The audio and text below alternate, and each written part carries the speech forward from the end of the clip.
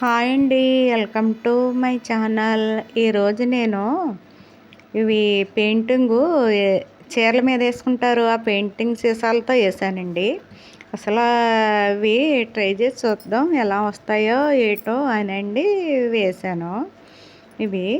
ఇది పాతది షర్ట్ ఉంటే అవి కట్ చేసి ఇది పూర్తిగా కొంచెం కాటన్, కొంచెం సిల్క్ మిక్చర్ కూడా కలిసినట్టు ఉందండి. పూర్తి కాటన్ అయితే ఇంకా బాగా వచ్చేస్తుందేమో. అసలు ట్రై చేసి చూద్దామని ఇలాగా క్లాత్ కట్ చేసి ఇవి ఇలాగా దగ్గరికి మడిచి రబ్బర్లో పెట్టి ఇవి మెయిన్గా దగ్గరికి పెట్టి మడత పెట్టి అటోటి ఇటోటి కొలుచుకొని రబ్బర్లో పెట్టానండి.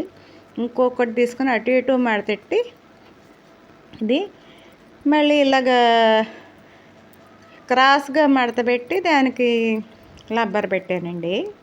ఇవి రబ్బర్ పెట్టి పెయింటింగు సీసాలతో ఇవి ముందు క్లాత్ తడిపేసుకుని పెయింటింగు కొద్దిగా చీరలకేసి పెయింటింగు వేసండి ఇవి అందులో ముంచానండి.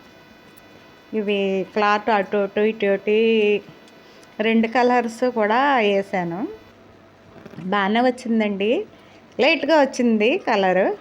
ఇది మళ్ళీ ఇవి అవి తీసుకుని మళ్ళీ ఇంకొకసారి వేసానండి. మళ్ళీ ఇలాగ ఆరబెట్టి ఈ క్లాత్లు చూసాక బాగానే వస్తుంది అనిపించింది నాకు.